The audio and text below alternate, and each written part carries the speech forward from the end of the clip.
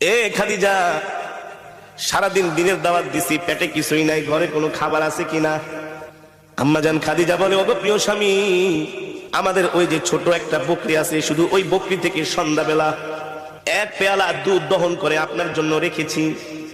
আর পাশের বাড়ির মানুষ হাদিয়া হিসাবে আমাদেরকে 4টা খেজুর দিয়ে গেছে। আমি 2টো খেজুর খেয়ে 2টো খেজুর আর এক পেয়ালা দুধ প্রিয় স্বামীর জন্য রেখে দিয়েছি। আম্মাজান খাদিজা রাদিয়াল্লাহু তাআলা আনহা আল্লাহ নবীর সামনে দুধের পেয়ালা হাজির করলেন। নবীজি অর্ধেক টুকুন দুধ খেয়ে অর্ধেক টুকুন দুধ আম্মাজানকে দিয়ে দিলেন। নবীজি একটা খেজুর খাইলেন, আরেকটা খেজুর আম্মাজানকে দিয়ে দিলেন। আম্মাজান বলে, ওগো প্রিয় স্বামী, 2টো খেজুরই আপনি খেয়ে ফেলেন। আল্লাহর নবী বলেন, না না না, আমি আমার হাত দিয়ে তোমাকে একটা খেজুর খাওয়াই দিব। আল্লাহু আকবার। এই কথা বলতে বলতে হঠাৎ করে নবীজির চোখ চলে যায় আম্মাজানের কাপড়ের দিকে। আম্মাজান যে কাপড় পরেছেন, ওই কাপড়ের মধ্যে এত তালি, এত তালি, এত তালি, এখন আর মনে হয় কাপড় ছিঁড়ে গেলে তালি দেওয়ার মতো জায়গা থাকবে না।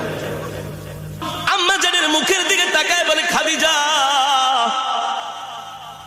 খাদিজা, 40 মণ স্বর্ণ নিয়ে আমাকে বিবাহ করলা, কতটা মাস হয়ে গেল, ঠিক মতো কোনোদিন ঘরের বাজারও করি না, বাজার সদাইও আনতে পারি না, না খায়া থাকো।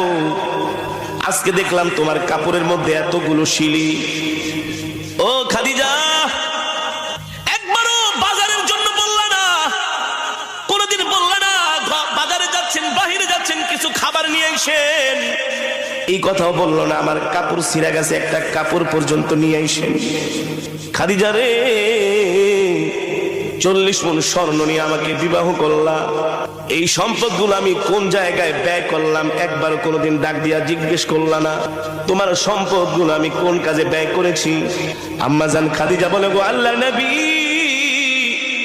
আমি জানি আমার কলিজার টুকরা স্বামী ওই সম্পদগুলো আল্লাহর রাস্তায় দান করে দিয়েছেন, এই জন্য আমার জিজ্ঞেস করার কোনো প্রয়োজন নাই। আল্লাহু আকবার।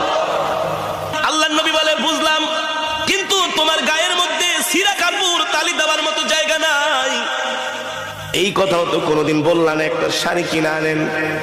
আম্মাজান বলে, আমি জানি আমার প্রাণের স্বামীর পকেটে পয়সা নাই, এই সময় যদি আমি শাড়ি কিনতে বলি আমার স্বামী কষ্ট পাবে, আমি আমার কলিজার টুকরা প্রাণের স্বামীকে কষ্ট দিতে পারবো না। আল্লাহু আকবার। কষ্ট দিতে পারবো না, এই কথাগুলো আসমান থেকে আমার আল্লাহ শুনতেছে। আরো জোরে বলেন সুবহানাল্লাহ। কে শুনতেছে? আরশে আজিম থেকে আল্লাহ তাআলা শুনতেছেন হযরতে খাদিজার কথাগুলো। আম্মাজান খাদিজা বলে, গো আল্লাহর নবী, আপনার কাছে আমি 3টা জিনিস চাইবো, আপনি দিবেন কি দিবেন না বলেন? ও খাদিজা, তুমি দিনের জন্য এত কষ্ট করেছো, ইসলামের জন্য তোমার এত ত্যাগ, এত কোরবানি,